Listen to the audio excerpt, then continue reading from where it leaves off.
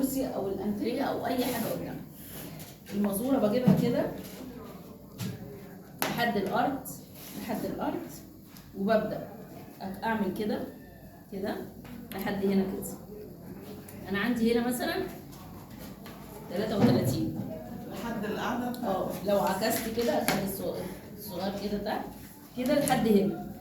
انا كده قست لحد هنا، اداني كام؟ 115.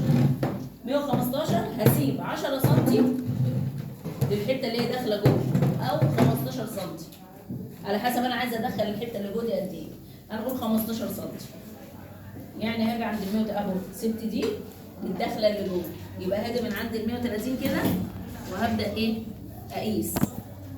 تمام؟ لحد هنا كده اداني ايه؟ متر ونص. اجي ارجع كده تاني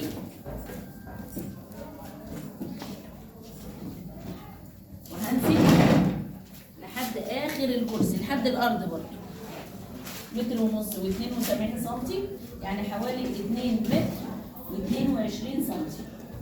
2 متر و22 سم يعني 2 متر وربع. تمام كده؟ هنحسبها 2 متر وربع، وهنسيب 5 سم من هنا و5 سم من هنا للاستك. دايما الاندرات والحاجات دي بيبقى ليها استك عشان تكون ماسكه من تحت. هنسيب تاني، احنا قلنا 2 متر وربع و10 سم يبقى 2 متر و35 سم. ده الطول بتاع الكرسي. العرض اكبر عندي، عرض عندي قد ايه؟ هل هي دي او دي او دي؟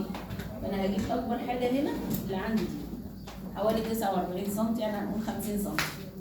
يبقى انا عرفت 50 سم دي نص متر في كام؟ في 175. لا او زودنا 10. 235. 235 سم. احنا كده يبقى أنا يعتبر خدت زودنا قد ايه؟ في ايه؟ 10. 5 من هنا وخمسة من هنا عشان الاستك. هو من تحت خالص كده او 5 سم بس كده كده هتلف كله. 5 سم بس هتلف كله. انك مش هتحط استك على ده، هتحط الاستك اللي هو لا ومن الطول من ورا لغايه قدام كده زودنا 10. زودنا 10 اللي هو 5 سم و5 سم عشان الاستك. يعني يعتبر كده زودنا في كله 15 ولا هو كله 10؟ ثانية بس. هي بتتكلم على الوصله اللي من تحت لحد قاعد. طيب نعمل كده. لو انت معاكي القماشه نفسها، مش البوك. لو انت معاكي القماشه نفسها كده هعمل كده، نزلتها لحد الارض اهو. تمام؟ وهعمل كده. تمام؟ ولحد الارض هنا سيبيها كده. يبقى انا الطول بتاعي اهو، صح كده؟ والعرض احنا قلنا قد ايه؟ 50. 50. لا هي كده مش هيبقى فيها وصلات. نسيبي كده. لا ما فيهوش وصله. فيها وصله من الجناب. وهنقول ازاي. انت ممكن بقى تعملي حاجه حلوه قوي. يعني انا ممكن اجيب ورق بطرون واقوم مشكله ده بالجناب بتاعته، واجي اقوم حطاه على قماش واقص كله مره واحده. يعني ايه؟ اقول لكم انا مش هيبقى تعملي على بطرون بدل ما تقعدي تتفصلي. ازاي هعمل على بطرون؟ اوريكي. احنا عندنا الطول ده اهو، خدت العرض اهو وخدت الطول اهو. تمام كده؟ لحد هنا كده. اقول لك ازاي نعمل على بطرون ونلزق البطرون كله في بعضه ونشيله من ونعمله على القماش. نسيت كده.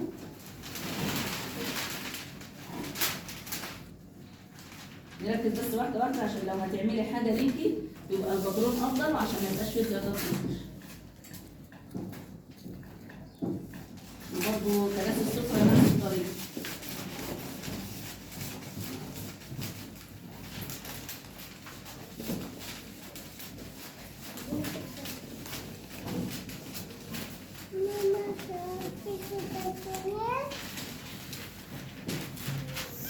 ده كده عندي ايه؟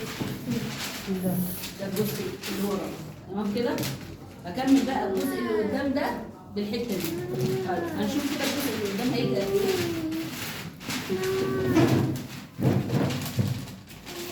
كده انا عايزه حته تاني.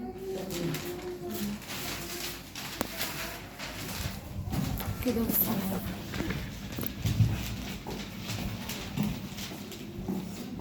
اوريكم على القماش وعلى الورق عشان يبقى قدامكم ده وقدامكم ده.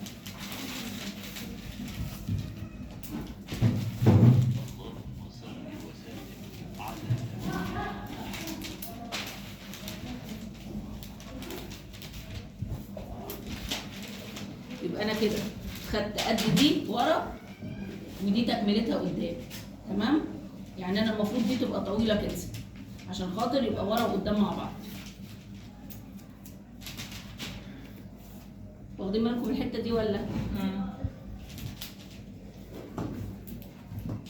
لو انا عايزه اعمل يعني حاجه صح وما يبقاش فيها خياطات كتير وتبقى متفصله بالظبط، يبقى انا هعملها على الباترون افضل. عايزه اعملها على القماش على طول زي ما انا عملتها كده هعملها واوصل، بس هوصل الجنبين، هركب مربع هنا ومربع هنا وهوصل.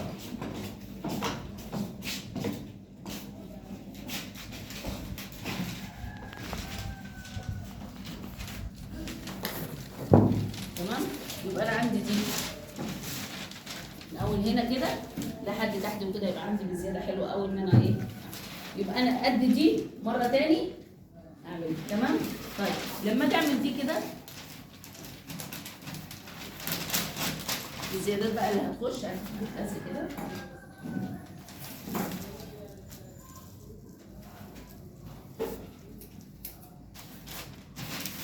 انا عندي لحد هنا ايه،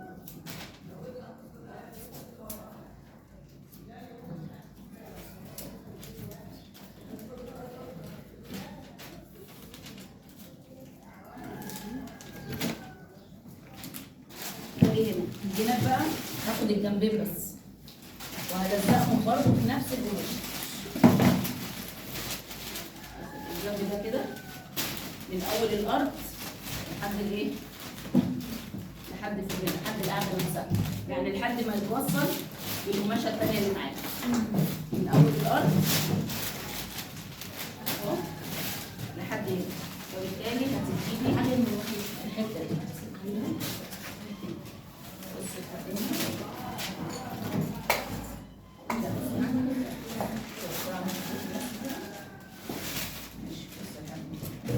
بص دي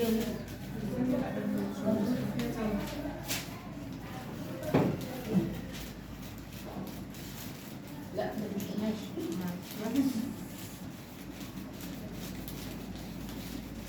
يعني فيها أوي. معايا بعوزة. عالية أوي.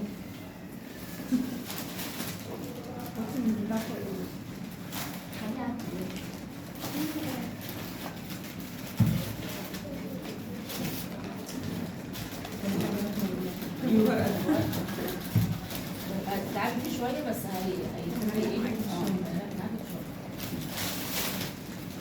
كده الجزء ده هنا اهو هركبها هنا اهي، والناحيه الثانيه نفس الفكره. خلاص كده؟ طب بقى ماشي. طب واللي اللي فوق؟ فوق بقى لا قولي بقى. اللي فوق فين؟ ودي ليها تكمله هنا. لا الجناب من فوق. الجنبين اهو مش احنا عاملين الجنبين بس هنزود دي شويه. هنزود القماشه دي شويه، في القماش هنعرض دي شويه عشان الحته دي، لكن هو من الجناب هنا في زياده، بس هنعملها للاسف كلها قطعه واحده وهنعملها دلوقتي وهنلبسها، بس هنزود شويه عشان لما جينا عملنا كده دي بس لان احنا مقاسناها اسمها كده. خلي بالنا برضو من التانية دي. هنزود حوالي 4 سم من كل تحت. خلاص؟ هعمل بس دي كده، حد يجي يمسك ويحط كده.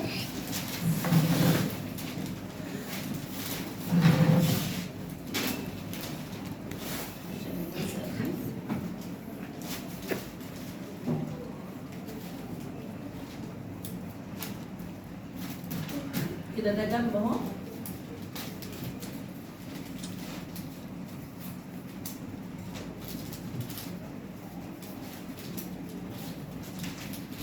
ده طبعا اه ده هيلزق والتاني زيه الناحية التانية. تمام كده؟ تمام كده؟ طب أنا كده كده. الحتة اللي فوق دي بقى مش فاضية عندي اهي، اللي بعد القعدة دي يعني لما هتزودي هنا هيقفل معاكي هنا. هتقفل مع أيوة، تحت. اه يعني انت لما تزودي اللي ورا مع اللي قدام هتقفلي اللي ورا باللي قدام حته واحده لحد هنا، والثانيه مربعة. وهنا تبقى لحد هنا. هنعملها كده على القماش. تريدوا بقى كده القماش بالحاجات دي. هطبق القماشه لان انا عامله جنب واحد. هطبق القماشه بتاع السودا. ايوه بس شوتي يا بنتي. تريدوا كده يا شباب عندكم؟ ايوه عشان نشوف هتيجي عليها ولا.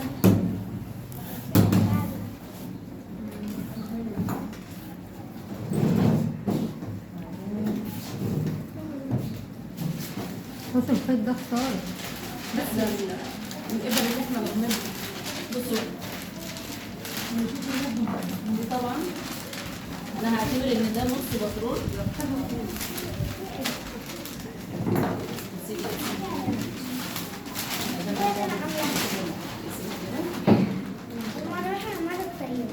ايوه لان انا عامله ده من جنب واحد والمفروض الجنبين هيتحطوا على بعض وانا اسمع دي على اثنين.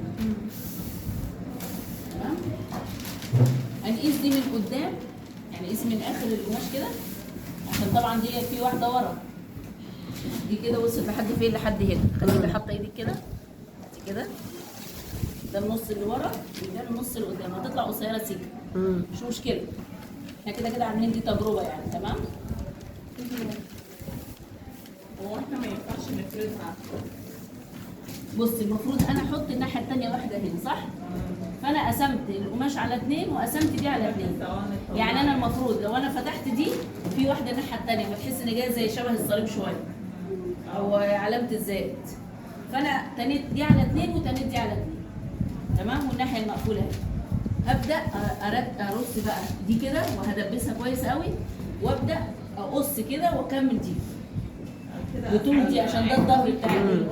عايزه اقول حاجه. ما انا بوريك عشان القماش ما تبوظيش فيه. فانت ما يبقى معاكي كام ورقه باترون احسن وافضل 100 مره. لكن انت ممكن تعملي على القماش على طول بس هتضطر ان انت تشيلي الجنب ده لوحده. طب لا انا هعمله لازق فيه مش محتاجه خياطه. لو لوحده هلزق كل ده وخيط.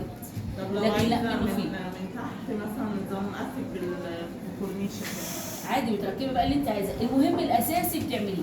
بعد كده عايزه بقى النص التحتاني ده مثلا يعني اللي عند الرجل مثلا تلغيه. ازوده شويه مثلا. انت ممكن دي ممكن تزوديه شويه في القماش وتكشكشي بس يبقى منفصل. يعني اخد الحته دي وازودها شويه وارجع اكشكشها تاني. تمام. وصلت كده يا جماعه؟ وصلت كله وصل كده. دبسي يا لسه كده. كده ايه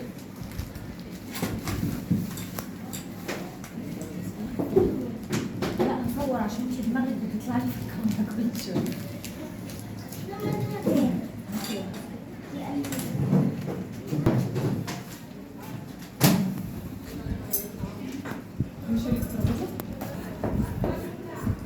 طبعا لو في احنا قلنا ايه احنا هنعمل زياده شويه عشان الحته اللي هي 4 سم و4 سم من الاتجاهين. يعني اسيب 5 سم و5 سم عشان ايه؟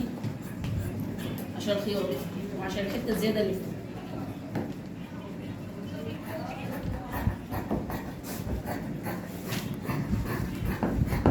انا عاملاها زياده مش محتاجه بس فيه.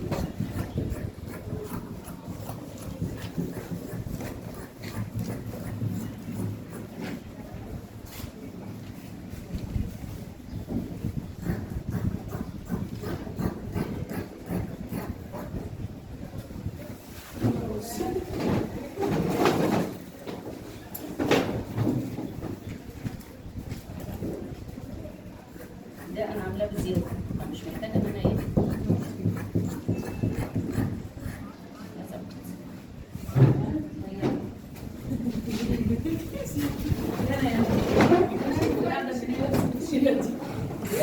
خليكي زي ما انت بتشيلي. هكمل طبعا.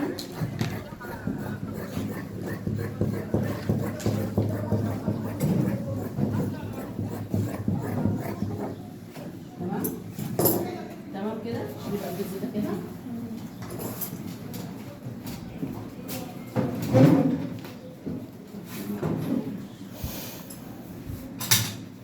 هنشيل بقى الدبابيس.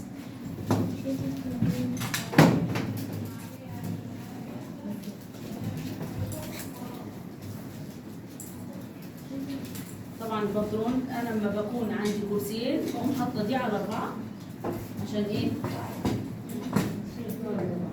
عشان الاثنين يطلعوا زي بعض، بدل انا واثقه عارفه الايه؟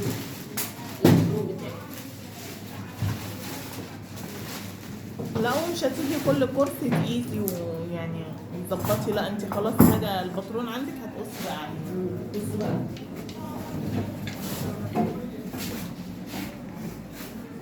ده كده طبعا انا عامله بزيادات.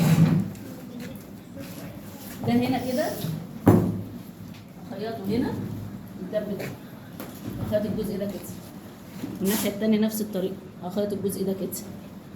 طبعا احنا قلنا دي هي مشكلتها الحته اللي فوق عاليه، لكن لو مش عاليه وبتمط هيخش الكرسي يبقى ايه مرتاح. لا احنا هنعمله كده، هنخيط الحته دي لحد الاخر. هاتي كده ابره وفتله، هنعملها زي سراجه كده مقفوله، بمسك حته حته كده.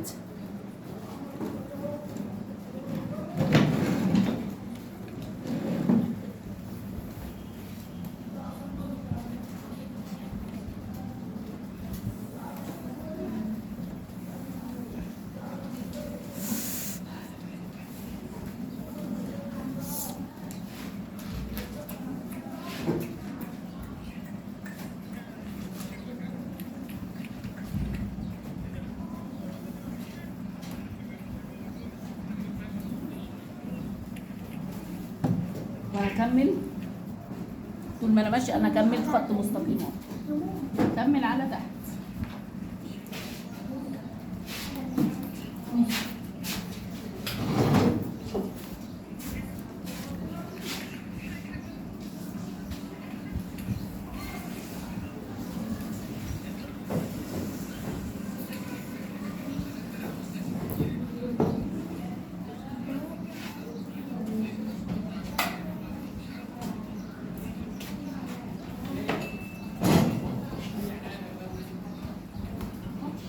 المكنه بقى بعد كده بظبط اكتر. تمام كده. عاملين ايه؟ سايبين مساحه على اساس ان ده انتريه او حاجه هيخش فيه، لكن ده ما فيهوش حاجه. نقفل تحت كده وبرده نروح ايه الاتجاه التاني.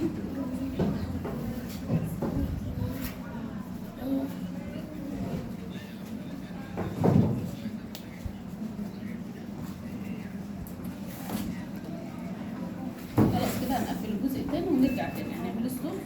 الجزء ده طبعا احنا عاملين ده بزياده على اساس ان ايه هيخش بقى هنا، وبجيب الجزء ده بيبقى طبعا كده واصل لي كده، واجيب الجزء ده كده واوصله برده ببعض. الجزء ده كده بوصله ببعض هنا والناحيه الثانيه. تمام كده يا جماعه؟ لو عايزه زي ما قلنا كورنيش بقيس الجزء ده كده كده كده لحد هنا بس، لحد القعده، لحد القعده بس. خلاص يبقى انا عملت الجزء ده كله حته واحده اهو لحد القعده بالدخول بكله. وباجي بقيس الدوران ده كله وبضربه في 2 لو عايزه كشكشه كتير.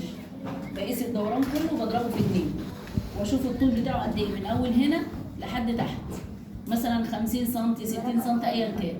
وببدا اضرب الجزء ده كده واقوم ماسكاه كله مخيطاه كده دايره. تمام كده؟ وصلت؟ هيبقى يعني على ما اعتقد ايه تاني يبقى شكله اشيك. انت تعملي ما هو انت عايزه بقى ايوه دي هنا بالقعده بس بالظبط. دي بيبقى حلو للسفره اكتر. يعني دي بيبقى حلو للسفره اكتر لحد هنا. ممكن تعملي كورنيش صغنن كده للسفره يبقى شكله حلو، او كورنيش كبير برضه عادي. لان السفره بيجي هي من اول هنا كده